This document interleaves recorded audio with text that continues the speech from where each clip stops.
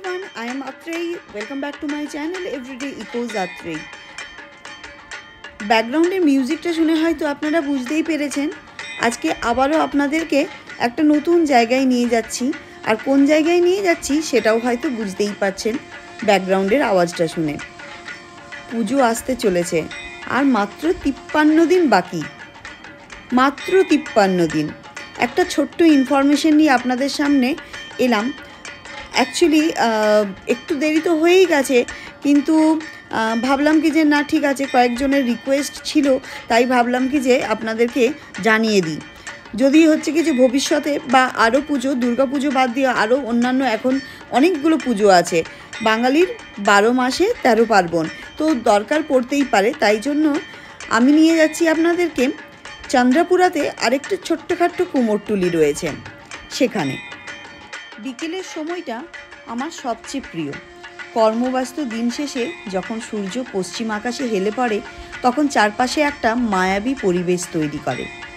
রাস্তা দিয়ে গাড়ি চলছিল আর চারপাশে সব কিছুই মনে হচ্ছিল এক টুকরো ছবির মতন। চলুন, আমরা পৌঁছে গেছি স্ফূর্তি গ্রুপ অফ ইনস্টিটিউশনস। ভাবছেন হয়তো এখানে আবার কি, এটা তো কোনো কুমোরটুলি নয়। না, সত্যিকারেরই এটা কুমোরটুলি নয়। এটা হচ্ছে কি যে নার্সিং এবং ফার্মাসির একটা কলেজ। আর এই কলেজের মধ্যেই হয় মায়ের সৃষ্টি ও মায়ের সন্তানদের সৃষ্টি।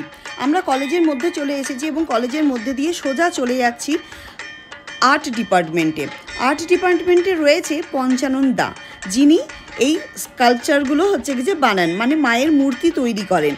এই স্ফূর্তি গ্রুপে যেমন কলেজ রয়েছে নার্সিং অ্যান্ড ফার্মাসি কলেজ, সেরকম ওনাদের একটা স্কুল রয়েছে, স্ফূর্তি গ্রুপের স্কুল, যেই স্কুল নার্সারি থেকে 10th ক্লাস পর্যন্ত রয়েছে। আর সেই স্কুলের হচ্ছে কি যে আর্ট ডিপার্টমেন্টের টিচার হচ্ছেন পঞ্চানন্দা।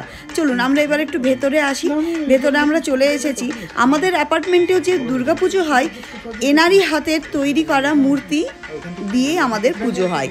আমাদের এখন আমি দেখাবো না কোন মূর্তিটা আমাদের, যখন মূর্তি তৈরি হয়ে রেডি হয়ে চলে আসবে আমাদের অ্যাপার্টমেন্টে, তখন আপনাদের সাথে শেয়ার করবে সব কিছু। ওনার এত সুন্দর হাতের কাজ দেখে প্রিন্সিপাল খুব খুশি হয়েছেন, ভীষণ মুগ্ধ হয়েছেন, এবং তার জন্যই ওনাকে এই পারমিশনটা দিয়েছেন কি যে আপনি এখানে দুর্গা মূর্তি বানাতে পারেন। তাই জন্য ইনি অর্ডার বেসিস দুর্গা মূর্তি বানান। দুর্গা মূর্তি, কালী মূর্তি, মা মনসা, তারপরে বিশ্বকর্মা পুজো আসছে, সমস্ত কিছু কিন্তু যেটাই বানান অর্ডার বেসিস বানান। ওনার হাতের কাজ দেখে আমি নিজেই মুগ্ধ হয়ে গেছি। এগুলো কিন্তু একটাও ছাঁচে বসানো কাজ নয়, উনি নিজের হাতে বানান। মানে মাথার চুল থেকে পায়ের নখ পর্যন্ত এভরিথিং নিজের হাতে বানানো, ভীষণ সুন্দর।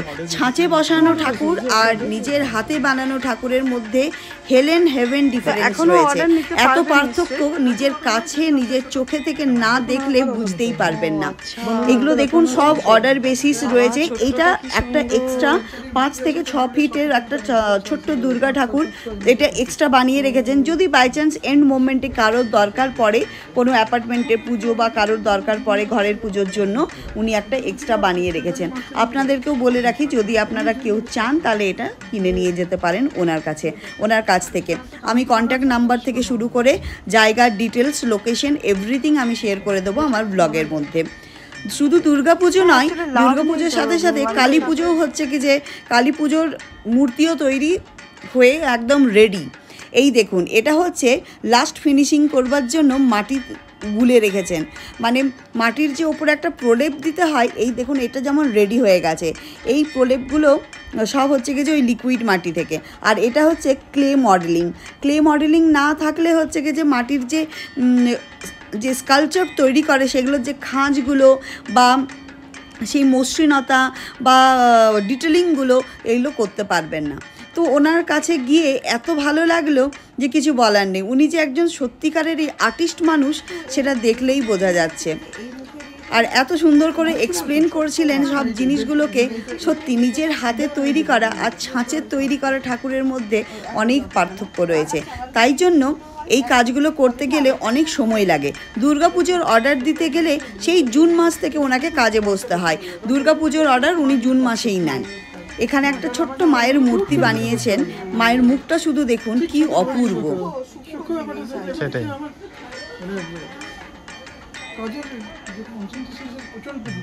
কি অপূর্ব লাগছে দেখুন, একদম ছোট্ট একখানা মুখ। আর বাড়িতে যাদের ছোট ছোট ঠাকুরের দরকার পড়ে তারাও এখানে অর্ডার দিতে পারেন। আপনাদের অর্ডার বেসিস উনি হচ্ছে কি যে কাজ করে দেন, মানে পুরোটাই কাস্টমাইজড আর কি। কি ভালো লাগছে দেখুন। গণেশ পুজো আসছে, গণেশ ঠাকুর, লক্ষ্মী ঠাকুর আলাদা করে তৈরি হয়ে গেছে, তা বিশ্বকর্মা পুজোর জন্য বিশ্বকর্মা ঠাকুর, সমস্ত কিছু উনি নিজের হাতে তৈরি করে রেখেছেন। কিন্তু যা ঠাকুর তৈরি করেছেন সব কিন্তু অর্ডার বেসিস। কেন কি ওই ছোট্ট জায়গার মধ্যে ওনাকে রাখাও একটা সমস্যা, তৈরি করে রেখে লাভটা কি, এই জন্য।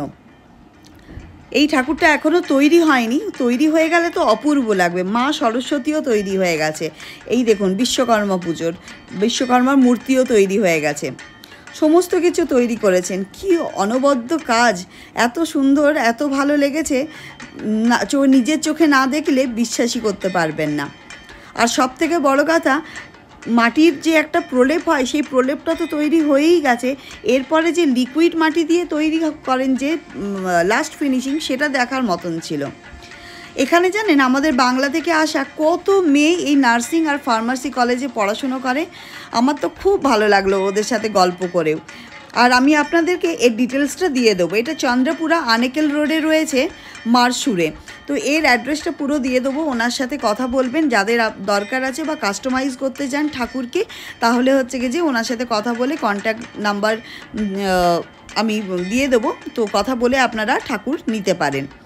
চলুন আজকে এই ছোট্ট একটা ইনফরমেশনে আপনাদের সাথে শেয়ার করার ছিল। কলেজটা ঢুকে খুব ভালো লাগলো, কলেজটা ভীষণ বড় ছিল আর খোলামেলা আর খুব সুন্দর। রাতের আকাশের চাঁদটাকে দেখুন কি ভালো লাগছে। চলুন এবার আমাকে বাড়ি ফিরতে হবে, ব্লগটা এখানেই শেষ করছি। যদি ভালো লেগে থাকে লাইক, শেয়ার, সাবস্ক্রাইব আর অবশ্যই কমেন্ট করবেন। আবার দেখা হবে নতুন একটা ব্লগের সাথে, আত্রেই নিয়ে আসবে খুব তাড়াতাড়ি একটা নতুন ব্লগ। চলুন tata, bye bye, thank you so much.